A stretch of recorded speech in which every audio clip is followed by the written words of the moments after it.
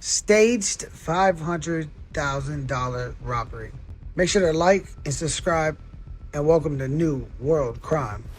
Let's get right into this video. Jonah, I need you to come with us. Why? I've answered all your questions. We've spoken with your brother. This is Jonah Bassard, a Brinks armored truck driver in Mobile, Alabama. The investigators approaching him know exactly what he did, and he's about to find out that his brother told them everything. He doesn't know anything about this. He wasn't even there. He's already told us about the There plan. was no plan. I don't know what he told you, but I was robbed. I had zip ties. 4 days earlier, Jonah Bassard had called 911 from a gas station parking lot on Higgins Road, voice shaking, claiming 2 armed men had just robbed his armored truck at gunpoint. He said they zip-tied his wrists. He said they took everything. He said he fired a shot at the getaway car as it sped away. Mobile police put out an all-points bulletin for a blue Infiniti G35 with aftermarket rims. They canvassed the neighborhood. They checked every camera within a mile radius. And what they found didn't match a single word of his story. Before we continue, have you ever wondered how much cash is actually inside one of those armored trucks you see at the bank? Drop your guess in the comments. And if you're not already subscribed, do it now. This one is intense. Jonah Timoni Dewyan Bassard was born in 1995 in Pritchard, Alabama, a small city just north of Mobile, where the unemployment rate has hovered near 15% for most of his life. His father worked maintenance at the Alabama State Docks for 23 years. His mother worked double shifts as a home health aide, visiting elderly patients across Mobile County 6 days a week. They raised Jonah and his younger brother Isaiah in a 2-bedroom duplex on Wilson Avenue, a street where every third house had a for sale sign and half the driveways were empty. Jonah played running back at Vigor High School, not a star, but reliable. 3rd string most of junior year, 2nd string as a senior. His coaches remembered him as coachable, quiet, the kind of player who showed up early and stayed late but never quite broke through. He graduated in 2013 with a 2.4 GPA and no college prospects. His guidance counselor's notes, later obtained by investigators, described him as pleasant but directionless, would benefit from structure. Structure came in the form of minimum wage jobs, rallies on Spring Hill Avenue, checkers on Government Boulevard, where he lasted 8 months before a new manager cut everyone's hours. A brief stint at a tire shop that ended when the owner sold the business. By 2017, Jonah was 22 years old, living in his childhood bedroom, cycling through applications for anything that paid more than $10 an hour. When he saw the Brinks posting on Indeed, $14.50 an hour to start, full benefits, company vehicle, he applied the same day.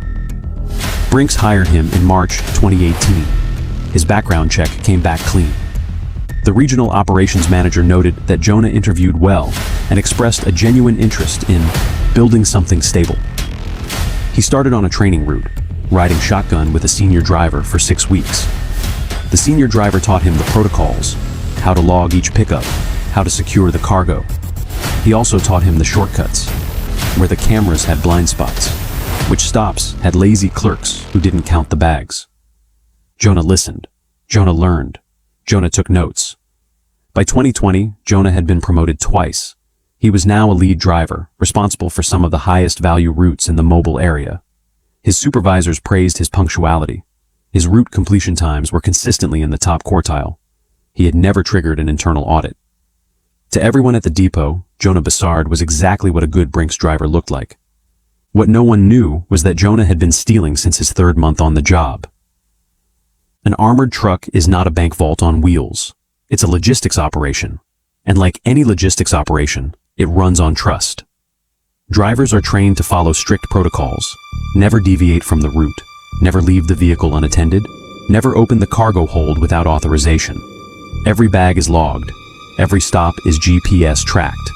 Every second of the route is theoretically accountable. But theory and practice are different things. The Brinks Depot in Mobile handles pickups for over 40 financial institutions across 3 counties. Banks, credit unions, check-cashing stores, large retailers with significant cash volume. On a typical weekday, the depot processes between $2 and $4 million in currency. The drivers who transport that currency are trusted employees, vetted through background checks and drug screenings, trained in defensive driving and conflict de-escalation. They are not, however, watched every second of every shift. In mobile, a single Brinks driver might service 15 to 20 stops in a single shift. The depot relies on end-of-day reconciliation. Drivers return their bags, a clerk counts the totals, and any discrepancies are flagged. The problem is that discrepancies happen constantly. Tellers miscount. Bags are mislabeled. Paperwork gets lost between the branch and the depot. A shortage of a few $100s is almost never investigated unless it recurs in a pattern. The system is designed to catch patterns, not single incidents. It is designed to catch stupidity, not patience. And Jonah had patience.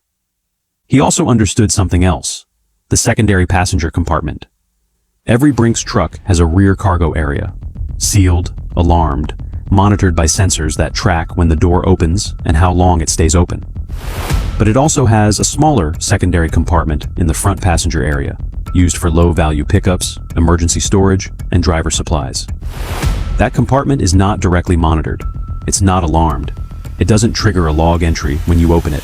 And on a busy route, with 15 stops and 100 bags to track and paperwork for each one, no one is watching what goes in and out of it.